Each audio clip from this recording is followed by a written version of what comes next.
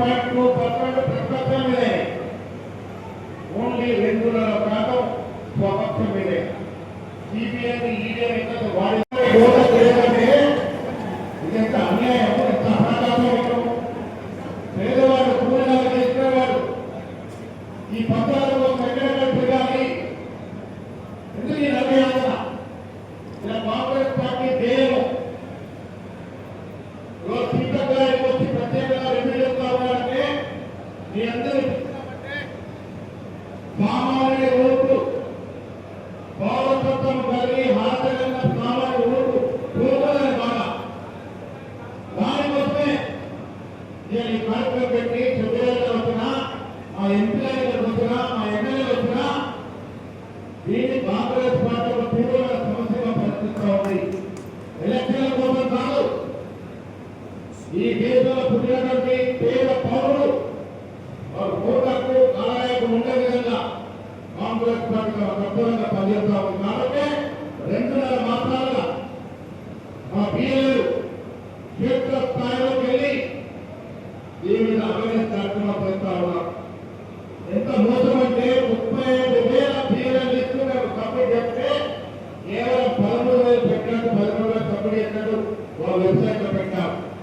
ఎంత మోసం జరుగుతూ ఉంది. ఎలక్షన్ కమిషన్ ఆఫ్ ఇండియా ఇక్కడ ఎలక్షన్ కమిషన్ కేంద్ర ప్రభుత్వం ఏ రకంగా దుర్మార్గం చేస్తా ఉందో ఒక్కసారి పరిశీలిస్తే అర్థమైంది. మన దేశం పుట్టడానికి ఓటకు రావాలంటే ఇంత నా యాతన పడాల్సిన దుస్థితి ఇది మంచిది కాదు. కాబట్టి కాంగ్రెస్ పార్టీ ప్రతి పౌరుని యొక్క ఓటు, ముఖ్యంగా పేదవారి ఓటు కాపాడనే కార్యక్రమాలనే ఇంతమంది పిల్లలు నియమించినాం. మీ అందరూ నా విజ్ఞప్తి, నేను ఇంతమంది ఇక్కడికి వచ్చినామంటే ఎస్ఐఆర్ ప్రక్రియ మీద మనం ఎంత తీవ్రంగా పరిగణిస్తున్నామో ఒకసారి అర్థం చేస్తున్నాం. సిస్టర్ కింద చేస్తా ఉన్నారు, డెత్ కింద చేస్తా ఉన్నారు, డెప్యూటీ కింద చేస్తా ఉన్నారు. హైదరాబాద్ అర్థంలో దాదాపు 30% పైన ఓటు తీసిన 20% ఓటు తీసేశారు. దాంట్లో ఎన్ని వెళ్ళిపోతాయో తెలియదు. ఇలాంటి కొద్ది ఈ ప్రజాస్వామ్య దేశంలో జరగడం బాధాకరం. 2002లో ఎస్ఐఆర్ జరిగింది. ఆనాడు రాజీవ్ గాంధీ గారు ఇచ్చినటువంటి ఓటు హక్కు 18 ఏళ్ళకి ఓటు హక్కించి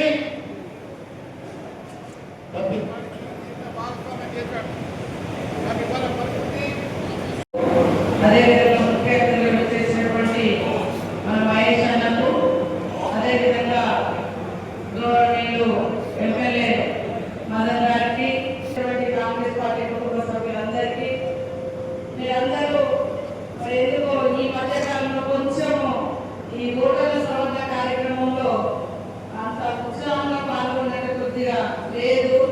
మనం చూస్తే రాష్ట్రంలోనే అత్యధికంగా సర్పంచులు గెలిచినటువంటి ఉమ్మడి జిల్లాగా ఈ నిజామాబాద్ జిల్లాకు పేరు వచ్చింది. మీ అందరి కష్టంతో గెలిపించింది. మరి ఆ ఓటర్లలో ఈరోజు మన అభిమానులు, మన ఓట్లు, మన ప్రజల ఓట్లు లేకుంటే రేపు రాబోయేటువంటి ఎన్నికలలో నష్టపోతాం. కాబట్టి మనం ఎంత కష్టపడ్డా మనల్ని, మన పార్టీని ఇష్టపడి ఓట్లేసేటువంటి వాళ్ళ యొక్క ఓటు కోల్పోతే అధికారాలే మరి తారుమారయ్యేటువంటి పరిస్థితి ఉంది. మనం చూసినాం ఎంత కుట్రపూరితంగా పశ్చిమబెంగాల్లో కానీ బీహార్లో కానీ జరిగిందో మనకు తెలుసు. ఇక మన పార్టీ అధికారంలో ఉన్నాం కాబట్టి అర్హులైనటువంటి ప్రతి ఒక్క ఓటును కాపాడాల్సినటువంటి బాధ్యత మన మీద ఉంది అని ఈ సందర్భంగా తెలియజేస్తా ఉన్నా. దయచేసి మరి ఓటర్ సవరణ కార్యక్రమంలో మనం కొంచెం వెనుకబడి ఉన్నట్టుగా రిపోర్ట్ ఉంది. అది ఎవరికి వాళ్ళు సర్పంచుల నుంచి జిల్లా అధ్యక్షుల వరకు, జిల్లా నాయకుల వరకు, ఎమ్మెల్యేల వరకు, ఎంపీల వరకు, ఇన్ఛార్జ్ మినిస్టర్గా నా వరకు, అధ్యక్షుల వరకు అందరం కష్టపడాలి. ఇప్పుడు ఫైనల్ లిస్ట్ కూడా అంటే మళ్ళీ మనం మొన్న సవరణ అయిన తర్వాత వచ్చిన లిస్టు కూడా రావడం జరిగింది. అది ఆయా నియోజకవర్గ ఇన్ఛార్జీలు, ఎమ్మెల్యేలు, అదేవిధంగా మరి సభ్యులాగా కలిసి పనిచేసి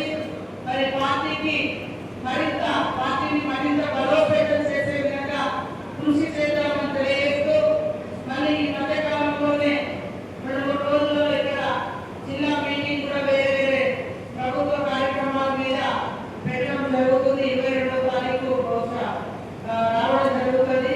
కాబట్టి అప్పటి వరకు అందరూ వీటి సవరించబడే ఓట్ల లిస్టు దగ్గర పెట్టుకొని గ్రామాలకు వెళ్ళి ఆ లిస్టు కంప్లీట్ చేయాల్సిందిగా కోరుతా ఉన్నాము. అదేవిధంగా మండల కమిటీలు, గ్రామ కమిటీలు కూడా సంపూర్ణంగా తొందరగా వేసుకోవాలని కూడా మీ అందరికీ విజ్ఞప్తి చేస్తూ అందరి దగ్గర సెలవు తీసుకుంటా ఉన్నాను. उर्दू ये मुस्लिम सोलर अर्बन में हमारे 83,000 वोट्स कम है। टोटल बूथ 3,01,000 बूथ है। पहले वोटर से हमारे 3,08,408 आज है तेलंगाना में हमारे कम हो गए 2,24,989 वोट अभी है हमारे, यानी 83,000 वोट कम हो गए। 83,000 वोट మన నిజామాబాద్ మిగిలింది మనకు 15,000 అలాగే కాబట్టి నోటీస్ అందిన వరకు 87,000 వరకు నోటీసులు అందినాయి. ఇప్పుడు చాలా మంది పేరు చిన్న చిన్న పత్రాలతో కలుసుకుంటే ఇంకా 40,000 ఓట్లు రిటర్న్ నోటీస్గా దాని గురించి మీరు అర్థంలో उसके लिए काम करो, आगे बढ़ो। सरल भाषा में घूमो, 10% में आपको मिल जाएगी। वो लिस्ट में हर बात को अगर करके देने के रूप में उस पर काम करें। धन्यवाद।